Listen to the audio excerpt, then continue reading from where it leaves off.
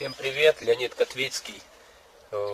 Многих сразу может возникнуть мысль, да, что это такое, что за куча какого-то там да, что за срач развел. Вот. Ну, я не спорю, всякого срача у меня хватает, вон там бутылки валяются, там какие-то двери старые, бутылки, это когда я из бутылок строился в свое время, вот, еще остались.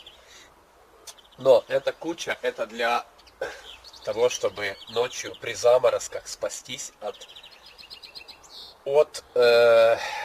заморозков, спасти дерево цветущее. Вот. Значит, у нас здесь, как все говорят, Украина, это ж у вас там жарища, все.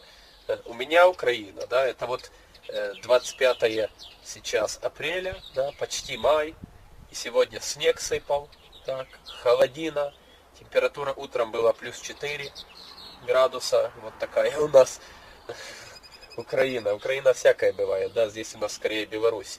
Вот. И если на прошлую ночь заморозок еще такой легосенький, обещали, и его явно такого явного и не было, то сейчас весь день холодный.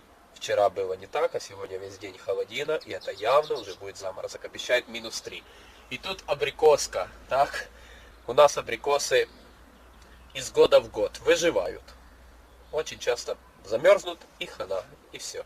И год. И так может 2-3 года подряд пропадать свет. Здесь абрикос. Он только где-то в прошлом или позапрошлом году чуть подрос, и первые цветочки появились. Ну то там каких-то 2-3 абрикосины висело. В этом году уже гораздо обильнее. Но хочется ж сохранить это все. Спасти его как-то. Вот и пытаемся. Так вот, как делаются эти кучи? Делается вот такая вот типа такая складик такой из всяких веток. Ветки желательно не сухие там, да, а полусырые. Можно брать хвойный вапник, так, хвойные свежие ветки нарезать, так, она хвоя вроде бы горит, но все равно свежая хвоя, она не будет тебе так сильно гореть.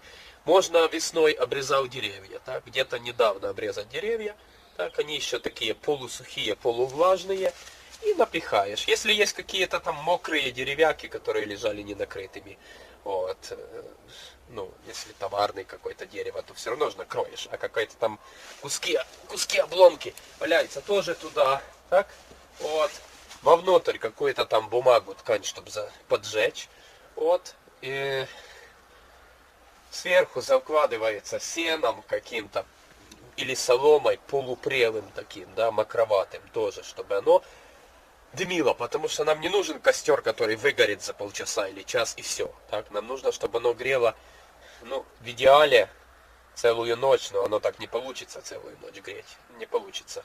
Вот, но хотя бы, чтобы оно полночи грело. Вот, я приду как можно так позже, часов хоть в 12, так, и тогда его подожгу. Это все надо присыпать землей сверху. Ну, если одно дерево, то оставить одно отверстие, так сказать, чтобы какая-то была тяга, но отверстие тоже заткнуть мокрым сеном. Вот. И тогда здесь поджигаем, так, разгорается, мы его тоже прикрываем, это отверстие. Вот. И оно себе дымит. Оно дымит и теплым дымом ночью защищает. Так. Если делают там и по 1,5 метра кучи, так, то они идут сразу на несколько деревьев. Вот.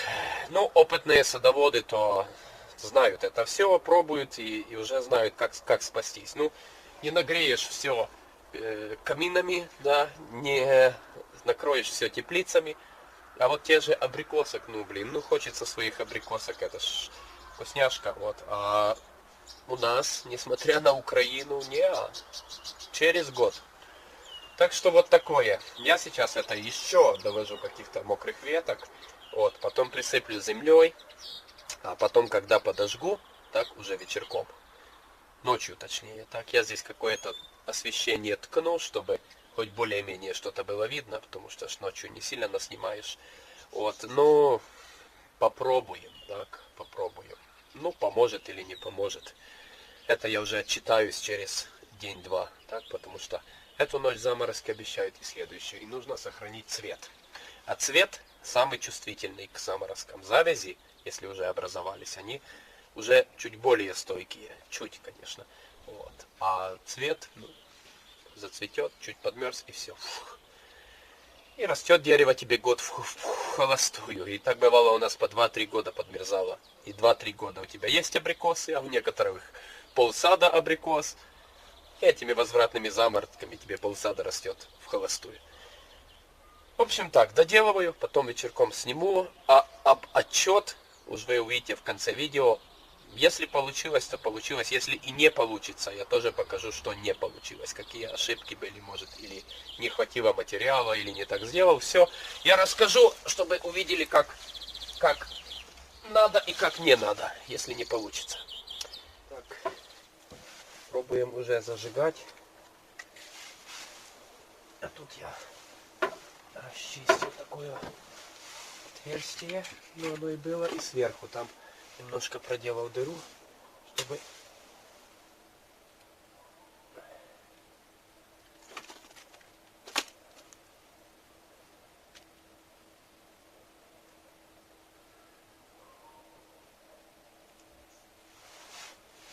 какая-то появилась тяга. Вот. Тяга особо не появляется. Нет, здесь немножко тоже идет. Пусть бы разгорелась. И пусть бы обязательно. Как же бы иначе.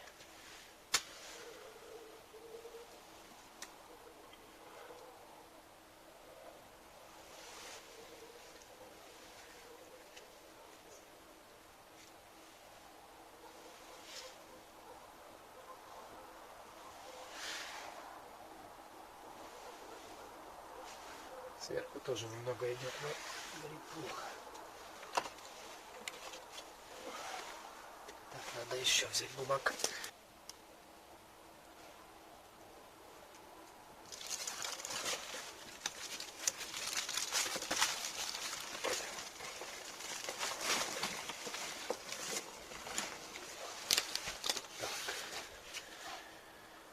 Ну вот начинает проглядывать щели, да, вроде бы землей засыпано, но кое-где есть щели. А раз есть, значит мы можем... Нет, пусть еще разгорится. Вот. И потом подзатыкаем, больше позатыкаем эти отверстия, чтобы оно в себе горело, чтобы горело по чуть-чуть, так, и сочилось в стороны и вверх. Именно печки с мощной тягой нам не надо.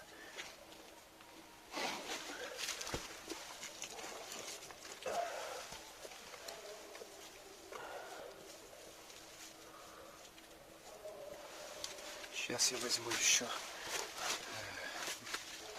мокрого сена.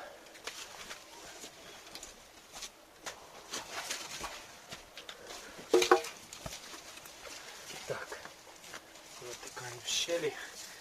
Уже беру сено. Оно уже чувствуется, что схватилось. Морозцом схватилось. То есть уже все минус.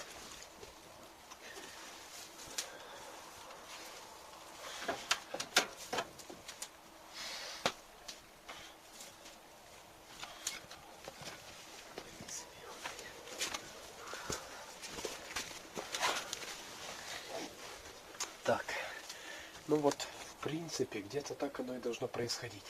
Хотя сюда я еще сейчас подброшу лопатку другой земли, чтобы не сильно тянуло. Но вот так, в принципе, должно гореть. Именно дым, теплый дым по чуть-чуть. Не так может сильно, а по чуть-чуть должен подниматься. Сейчас еще подброшу.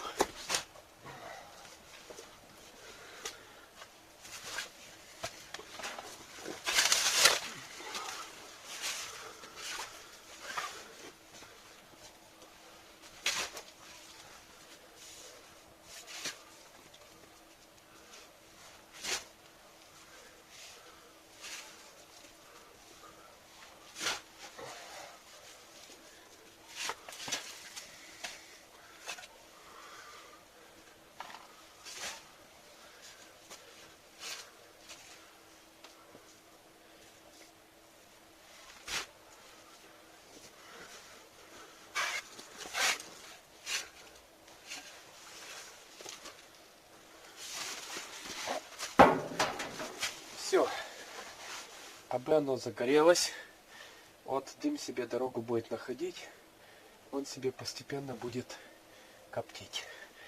Тут два момента, да. Первое, должно хватить топлива. Сейчас 1:30 ночи, так, должно хватить хотя бы до 7 утра, когда начнет светлеть, чуть-чуть подогревать. Это один момент, сколько чего вложил. Ну и другой момент, оно должно гореть постепенно. Почему я сижу здесь и присматриваю. Вот сейчас смотрю, наверное, слишком быстро. Еще подкину.